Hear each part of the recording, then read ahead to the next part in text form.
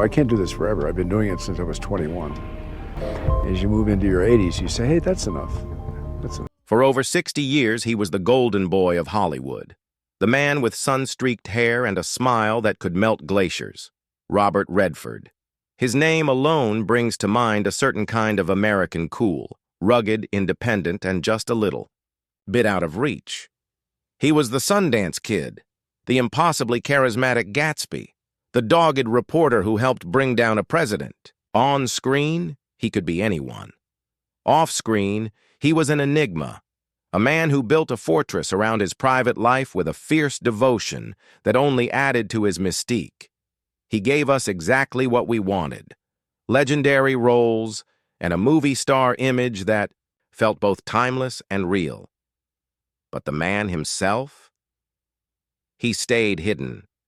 For decades, we saw the icon, but his heart remained a well-kept secret. Until now. For more than 6 decades, Robert Redford has been the definition of Hollywood cool. A magnetic, leading man, a celebrated director, and a famously private person. But as he looks back on his incredible life, the story of his first great love, and the quiet regret he's carried for most of his career, seems to confirm what many have long suspected.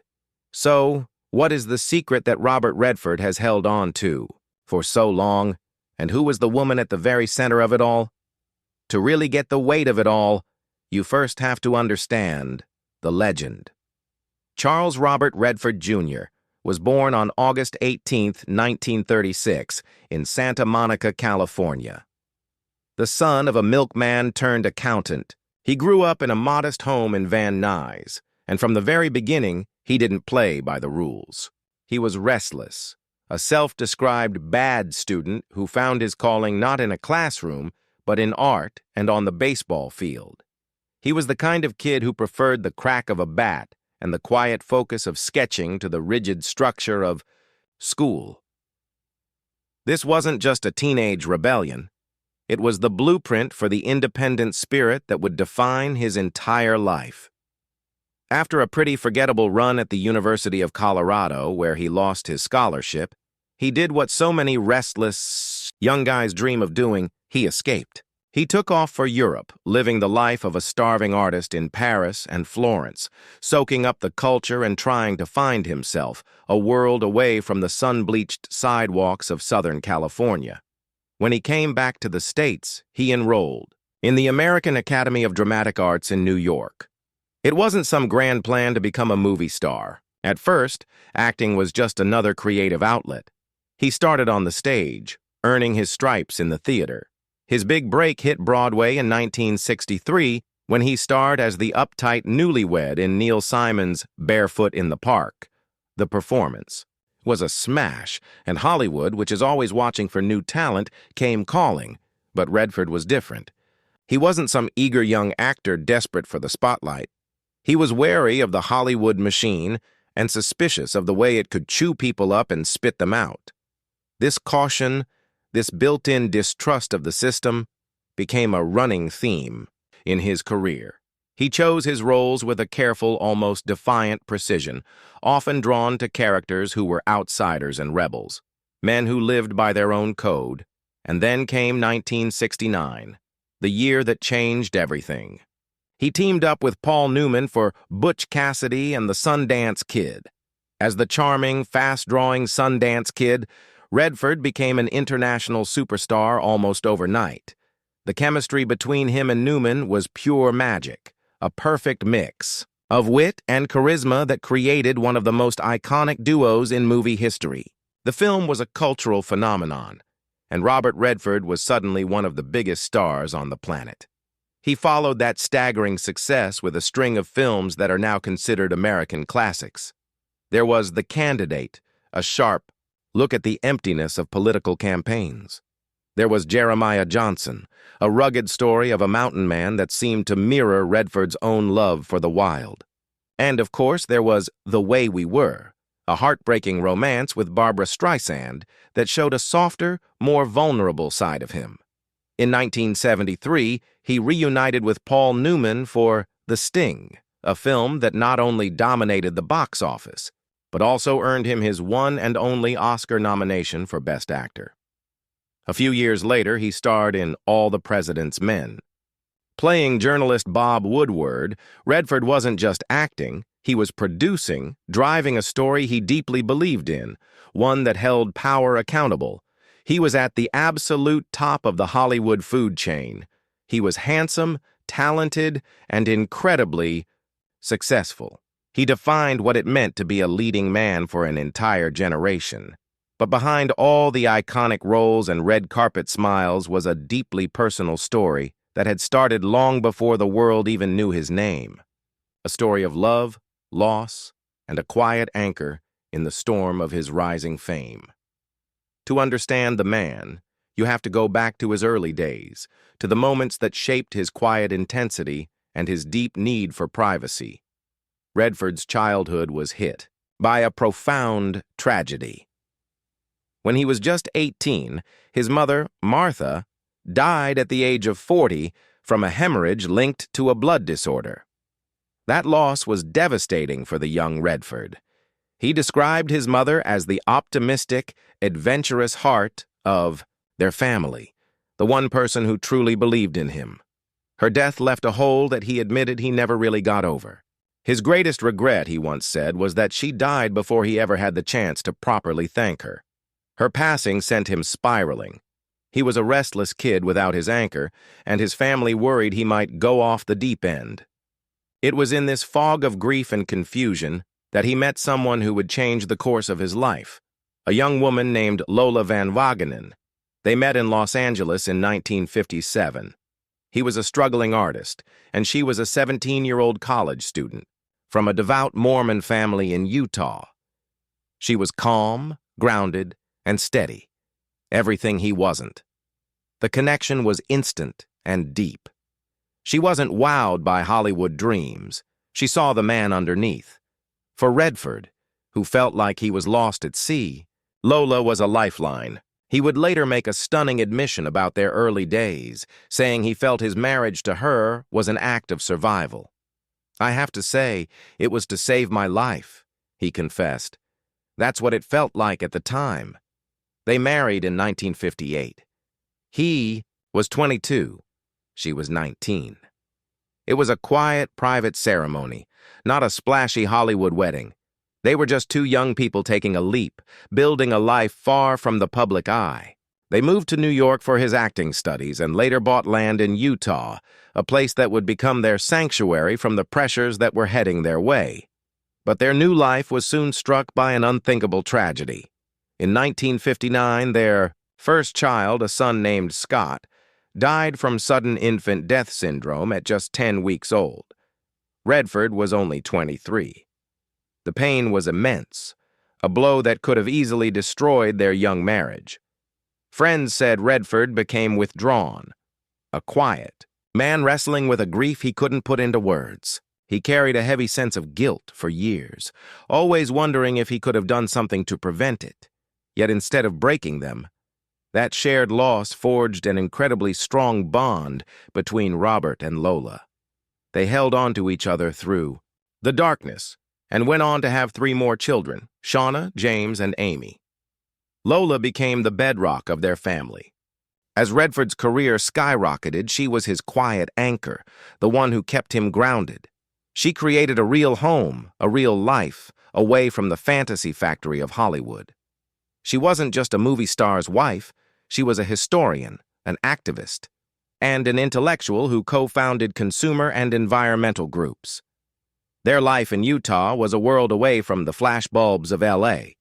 They raised their kids to chop wood and ride horses, teaching them the same values of independence and a connection to the land that they both held dear. For nearly 3 decades, as Robert Redford became one of the most famous men on earth, Lola was the keeper of his private world. She knew him before the fame. She stood by him through unimaginable sorrow, and she helped him build a legacy that went far beyond movies. It was a partnership built on tragedy and a deep, abiding love. But even the strongest foundations can start to crack under the weight of global fame. The 1970s and early 1980s were a whirlwind. Robert Redford wasn't just a movie star anymore, he was a cultural institution, and with that level of fame came enormous pressure. The demands on his time were non-stop, pulling him from film sets to production meetings, all while the public couldn't get enough of him. The quiet, private life he and Lola had so carefully built in Utah began to feel the strain. The very success he'd worked so hard for started to chip away at the foundation of the relationship that had once saved him. He once remarked, "I never wanted to be one of those divorced show business casualties, so predictable. I wanted to prove that a marriage could last and prove the business wrong. But I couldn't." After 27 years of marriage, Robert Redford and Lola Van Wagenen divorced in 1985. True to their nature, the split was handled with quiet dignity. There were no scandalous headlines or public fights. They simply stated that the decision was mutual, a result of having grown in different directions. They remained connected through their children and, by all accounts, kept a respectful friendship. Redford moved on. In the mid-90s, he began a relationship with Sibylle Zagars, a German-born painter. They shared a creative bond and a desire for privacy, living together for over a decade before marrying in 2009. He spoke of her warmly, calling her a very special person who brought a whole new life to him. To the world, it looked like he had found lasting happiness. He continued directing, poured his energy into the Sundance Institute and its now famous film festival, and became a passionate environmental advocate. He stayed as private as ever, rarely talking about his personal life and especially not his first marriage. He gave the public his work, and that was that.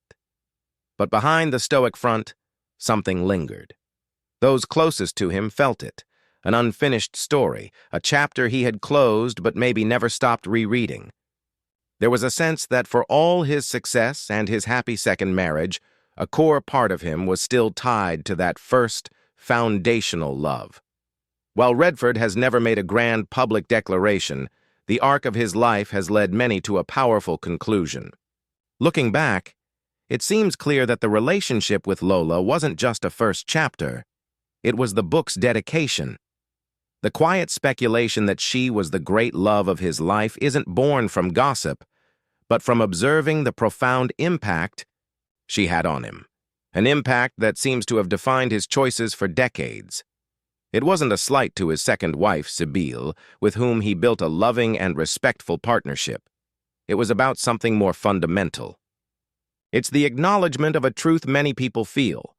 Our first, deepest loves leave a mark that time can't erase. They shape who we become and often become the benchmark for everything that follows. This realization is the key that helps unlock the Redford enigma. It helps explain the subtle melancholy in some of his greatest roles. It explains his fierce need to protect his family and his land in Utah. It paints a picture of a man who had the world at his feet, but always seemed to be searching for something more authentic, something he once had and then lost. His life suggests a deep, personal regret and a quiet acknowledgement of the one relationship that truly shaped his heart. The full weight of Redford's history with Lola is best understood through the lens of a later tragedy, one that would reconnect them in the most painful way. In October of 2020, their son, James Redford, known as Jamie, died from liver cancer at 58. The loss was unbearable. For any parent, losing a child is the ultimate heartbreak. For Redford, it was a cruel echo of the grief he'd first known, more than 60 years earlier with his infant son, Scott. But this time, the sorrow wasn't something he bore alone within his new marriage. It was a grief he shared deeply and fundamentally with Lola. The pain of losing another child brought them back into a circle of shared sorrow, the same kind that had first bonded them all those years ago. A publicist's statement simply said, "The grief is immeasurable with the loss of a child." That immeasurable grief was a burden they now shouldered together, once again. In the years after their son's death, it's only natural to assume that Redford and Lola would find themselves bound together again, not romantically, but by something that transcends their history.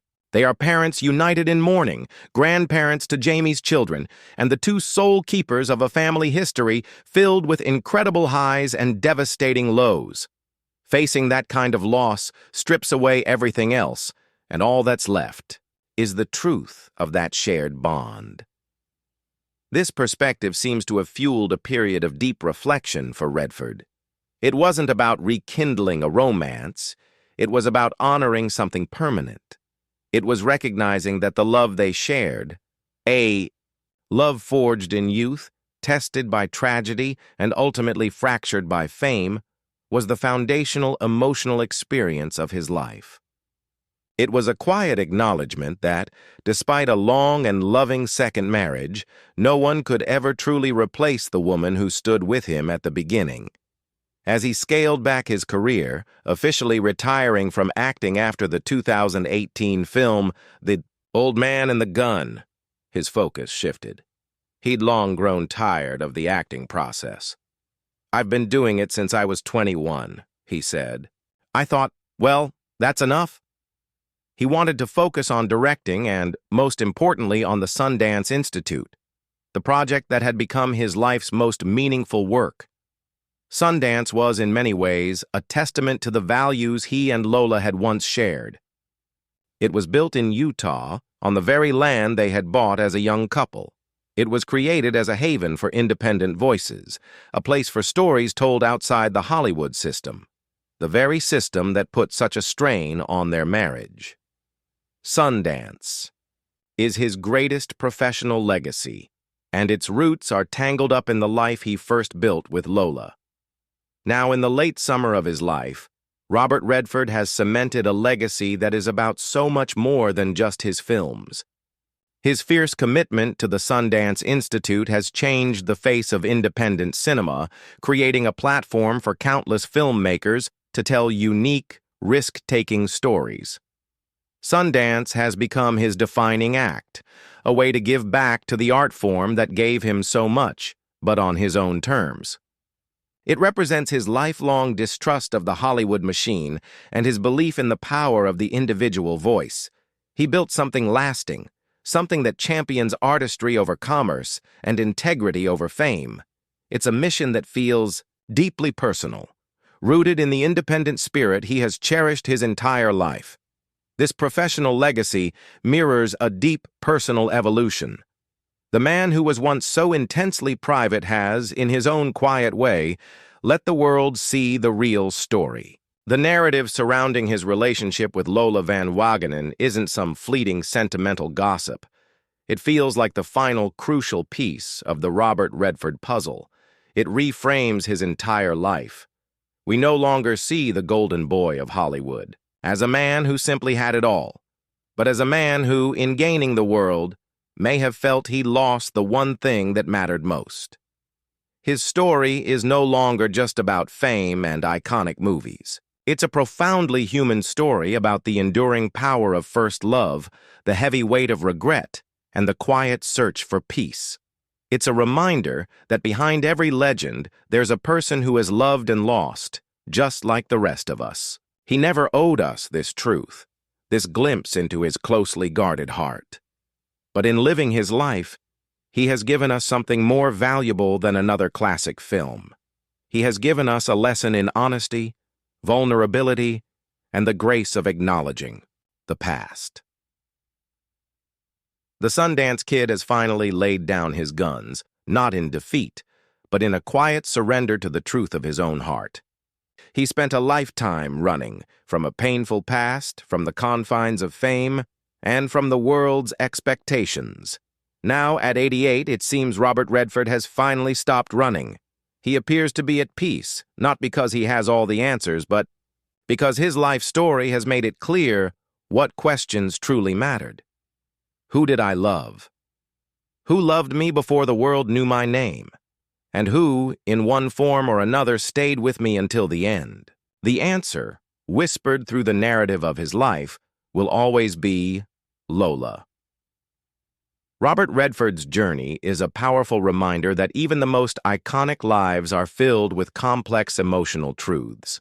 His story of love and regret resonates because it speaks to a universal human experience. What do you think about the enduring impact of Robert Redford's first love?